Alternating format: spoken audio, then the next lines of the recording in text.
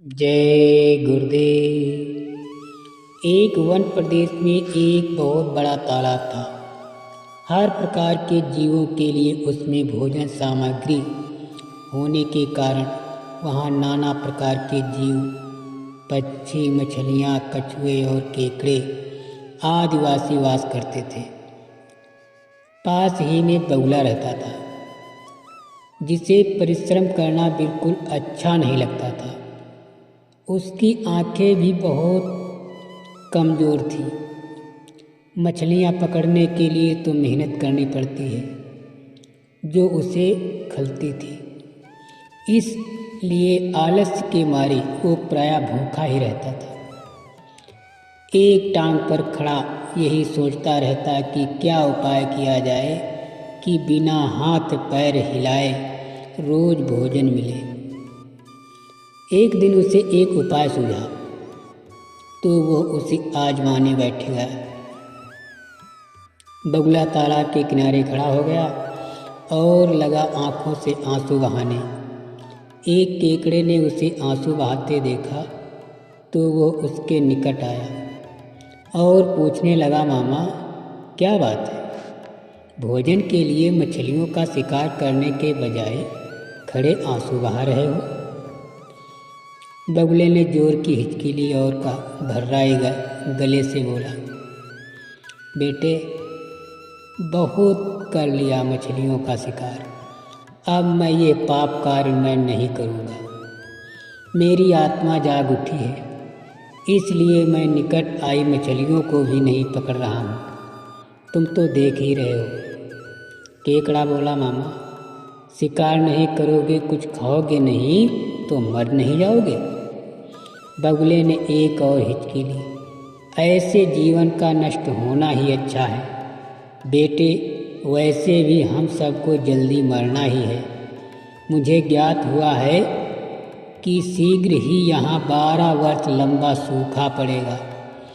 बगुले ने केकड़े को बताया कि यह बात उसे एक त्रिकालदर्शी महात्मा ने बताई है, जिसकी भविष्यवाणी कभी गलत नहीं होती। केकड़े ने जाकर सबको बताया कि कैसे बगुले ने बलिदान व भक्ति का मार्ग अपना लिया है और सूखा पड़ने वाला है। उस तालाब के सारे जीव, मछलियाँ, कछुए, केकड़े, बतखे व सारस, सभी जीव दौड़े दौड़े बगुले के पास आए और बोले, भगत मामा, अब तुम ही हमें कोई बचाव का रास्ता बताओ। अपनी अक्ल लड़ाओ। तुम तो महाज्ञानी ही बन गए हो। बगुले ने सोचा और कहा कि वहाँ से कुछ कोस दूर एक जलाशय है, जिसमें पहाड़ी झरना बहकर गिरता है। वो कभी नहीं सूखता। यदि जलाशय के सब जीव वहाँ चले जाएं तो बचाव हो सकता है। अब समस्या ये थी कि वहाँ तक जाया कैसे जाए। बगुले भगत ने ये समस्या भी सुलझा दी। मैं तुम्हें एक एक करके अपनी पीठ पर बिठाकर वहाँ तक पहुँचाऊँगा, क्योंकि अब मेरा सारा शेष जीवन दूसरों की सेवा करने में गुजरेगा। सभी जीवों ने गदगद होकर बगुला भगत जी की जय जय के नारे लगाए और कहा कि आप मामा ठीक कहते हैं। अब बगुला भगत के पौ 12 हो गए। वो रोज एक जीव को अपनी पीठ पर बिठा कर ले जाता और कुछ दूर ले जाकर एक चट्टान के पास जाकर उस पर पटक कर मार डालता और खा जाता। कभी मूड हुआ तो भगत जी 2 फेरे भी लगाते और 2 जीवों को चट कर जाते।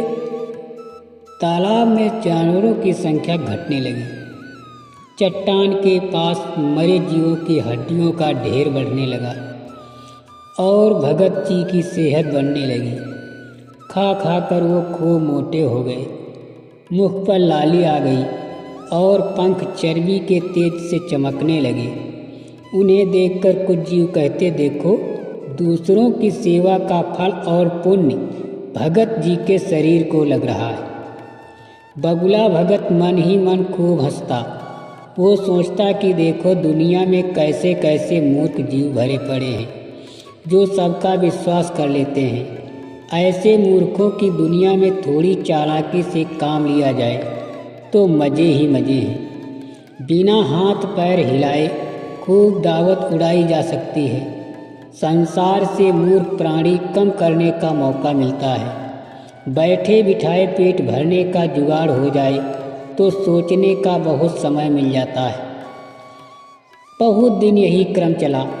एक दिन केकड़े ने बगुले से कहा, मामा तुमने इतने सारे जानवर यहाँ से वहाँ पहुँचा दिए, लेकिन मेरी बारी अभी तक नहीं आई।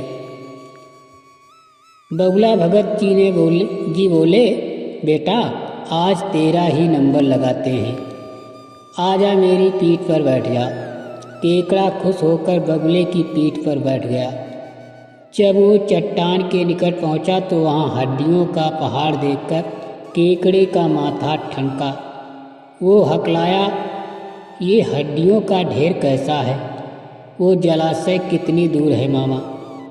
बगुला भगत ठहाका मार करके हंसा और बोला, मूर्ख वहाँ कोई जलाशय नहीं है। मैं एक एक को पीठ पर बिठाकर यहाँ लाकर खाता रहता हूँ। आज तू मरेगा। केकड़ा सारी बात समझ गया। वो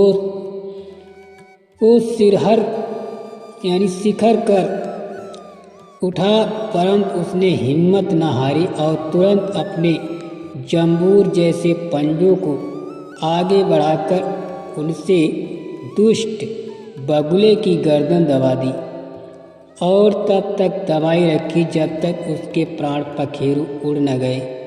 फिर केकड़ा बगुले भगत का काटा सिर लेकर तालाब पर लौटा और सारे जीवों को सच्चाई बता दी कि कैसे दुष्ट बगुला भगत उन्हें धोखा देता रहा। प्रेमी भाई बहनों, दूसरे की बातों पर आंखें मूंदकर विश्वास नहीं करना चाहिए। मुसीबत में धीरज व बुद्धि से कार्य करना चाहिए। जय गुरुदेव।